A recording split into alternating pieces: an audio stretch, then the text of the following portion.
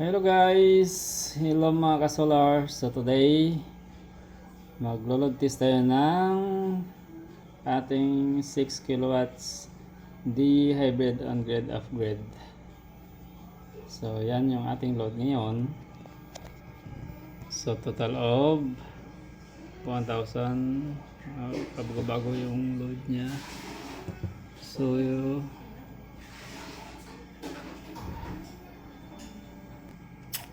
yung load nito guys, dalawang freezer, saka 1.5 na aircon, tapos yung mga maliliit na load like electric fan, yan mga outlets, charger.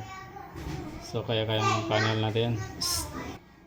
So yan, so yung harvest ng panel natin nasa 1,000 watts din. So yan din yung load natin, pwede pa natin dagdagan na mamaya. Yan, so yung setup natin sa ating D. Yan. So, tipid talaga. So, yung ating setup nito guys, walang battery. So, naka-grid tie setup tayo ngayon. Maybe by January, bibili tayo ng battery. Tapos, i-full upgrade natin to. Dagdagan pa tayo natin ng 6 na panel. So sa ngayon yung panel natin is 2,400 yung total wattage nya. So kaya yung ano natin, yung load. So time check 2 PM. So hindi masyado mainit ngayon, makulimlim pa. Pero kaya niya pa rin magpatakbo ng isang aircon. So yan guys yung load natin. So that's it for today. Thank you so much sa panonood.